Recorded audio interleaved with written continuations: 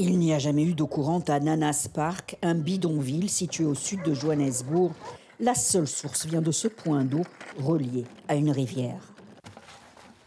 Ces femmes et ces enfants font partie des 3 millions de Sud-Africains qui, selon le gouvernement, n'ont toujours pas accès à l'eau potable. Les gens tombent malades, c'est très grave. Nous avons des bébés. Il y a beaucoup de moustiques à cause de cette eau.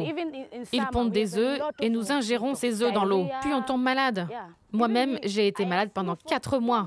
Je pense que c'est à cause de cette eau. Mais l'eau n'est pas seulement un problème dans les bidonvilles. Les principales rivières du pays sont contaminées. Une étude de l'Université du Nord-Ouest a révélé la présence de médicaments pour lutter contre le sida dans de nombreux cours d'eau. De petites quantités de produits antirétroviraux ont même été détectés dans l'eau du robinet.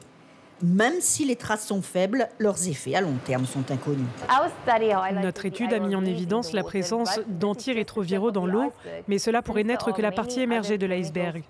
De nombreuses autres substances chimiques sont présentes à de faibles niveaux dans l'environnement et tout ensemble peuvent avoir des effets indésirables comme perturber le système hormonal.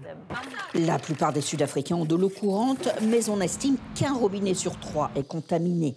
Pour renforcer les systèmes de filtration, le gouvernement doit faire appel au secteur privé.